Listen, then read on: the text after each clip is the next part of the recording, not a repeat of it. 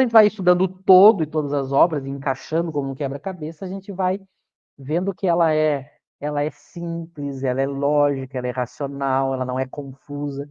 Se você está participando de um grupo em que os coordenadores não estudam Kardec, e se estudam, apressam, não leem todas as questões e tornam complicado, o problema está nesse grupo de estudo. Não.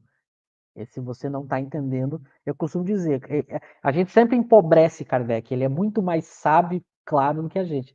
A nossa tarefa é descomplicar, porque a gente vai ver, e o nosso intuito é esse, nosso intuito é fazer um estudo para descomplicar, ninguém aqui está para exibir conhecimento, eu ficar aqui falando junto com o Laura um monte de coisa difícil, ninguém entender nada e todo mundo achar lindo. Não, a gente está aqui justamente para tentar ajudar ao máximo com que todos leiam junto com a gente e entendam junto com a gente. Claro que por experiência de já ter um certo tempo de estudo, embora a gente não saiba tudo, algumas coisas, às vezes, que as pessoas levantam como possibilidade de interpretação, a gente já, por ter lido outras obras, consegue dizer, olha, não é por esse caminho, porque lá na frente Kardec vai... Então, isso que ajuda.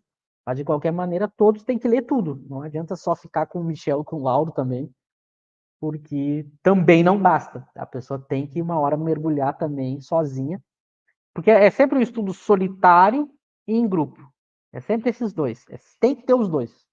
Só sozinho não dá, porque aí tem coisas que você nunca vai perceber, mas também, se nunca estudar só sozinho, não vai conseguir ler as 23 obras em grupo. Levaria muitos anos. E mesmo lendo sozinho, por exemplo, a Revista Espírita são 12. Eu levei 1 ano e meio para ler a primeira vez as 12 revistas espíritas. 1 ano e meio, 12. Se a pessoa ler uma por mês, vai levar 1 ano, mas se ler uma a cada 2 meses, vai levar 2 anos. Mas o importante é começar a ler uma página, para. Mas é isso. Vamos ver o segundo slide aí, só para a gente já dar mais um prosseguimento no que a gente quer mostrar antes de entrar nas questões. Essa aqui é rapidinho, esse segundo slide, é só para mostrar que agora, nesse primeiro momento, nós vamos estudar o livro primeiro, né? As causas primárias, que são 4 capítulos. Aqui está o nome dos capítulos, ali de Deus, os elementos gerais do universo, da criação e do princípio vital. Vai ter aí 75 itens nesses primeiros 4 capítulos. A gente vai ver o seguinte, a primeira parte do Livro dos Espíritos, ela é a mais difícil. Tá? Por quê? Porque a primeira parte, Kardec vai apresentar os elementos que podem ser estudados no universo. A gente vai ver que há limitações que os espíritos vão colocar para estudar, limitações, e à medida que Kardec vai percebendo que há limitações, ou seja, eu não consigo desenvolver o assunto, ele vai ir afunilando, até cair no espírito. Que aí sim, a gente vai ver que o objeto principal de estudo do espiritismo, que ele desenvolve uma ciência, uma filosofia, é o espírito.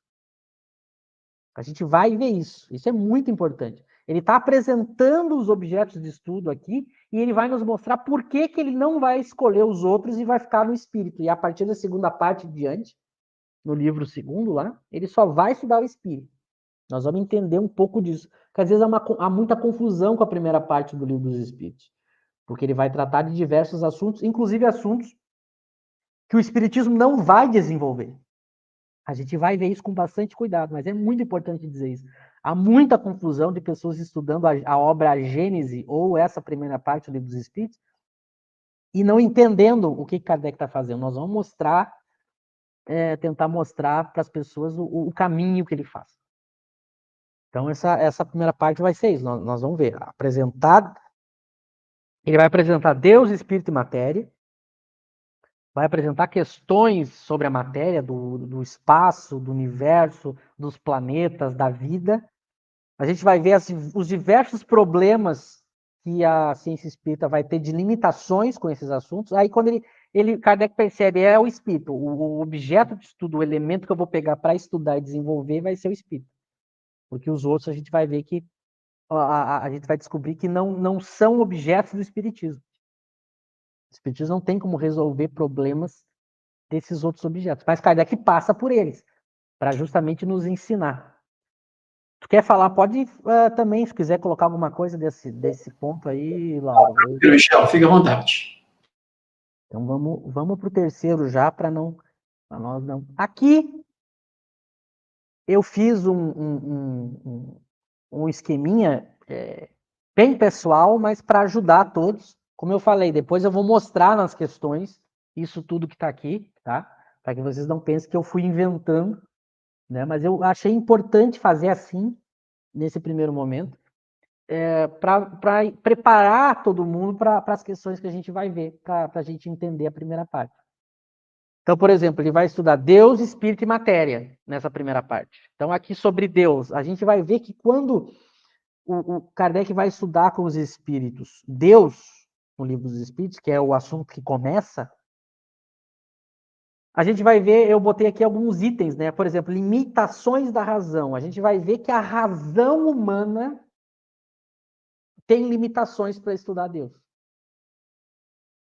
E que eu só consigo resolver esse problema da limitação da razão quando eu me torno um tipo de espírito, que é o espírito puro da escala espírita.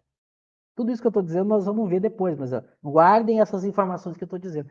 Eu só consigo compreender Deus quando eu chego numa fase evolutiva que nós não estamos. Então a gente vai ver que o estudo que o Espiritismo vai fazer de Deus, ele tem certas limitações que os próprios Espíritos vão dar, a gente vai ver isso. E as informações que a gente vai obter deles é aquilo que a gente vai chamar de revelação na filosofia espírita. O que é isso? Eu fico sabendo sobre certas coisas sobre Deus através de alguém que me diz. Não é eu que faço o estudo direto dele. É um estudo indireto de Deus, que eu faço através da informação dos espíritos superiores. Como eu não tenho condições, através das minhas ferramentas, de entender Deus, eu pego um atalho indireto, que vai ser através dos espíritos superiores, que eles me dão informações. Inclusive a informação de que eu sozinho, se tentar, não vou conseguir entender. A gente vai ver isso bem nas questões, tá? Mas eu já vou adiantando para a cabeça pegar os conceitos, né?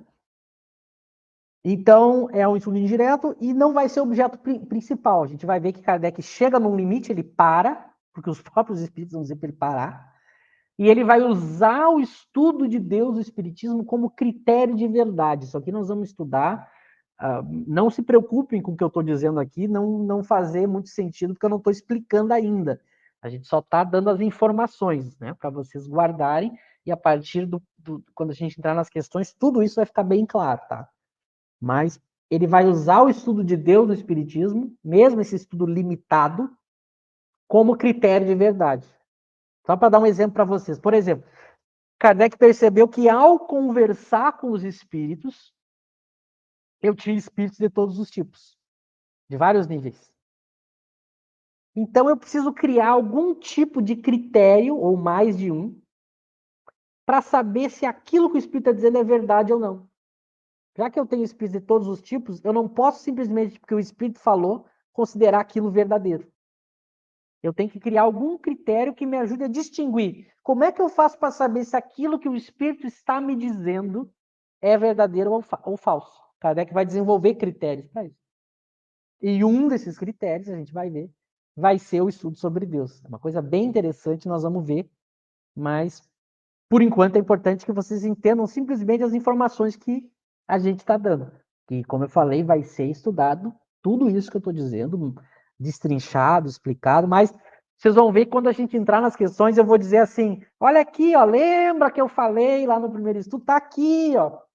E aí vocês já vão ter uma noção, realmente ele falou, aí a gente desenvolve. É bem assim que a gente estuda, né?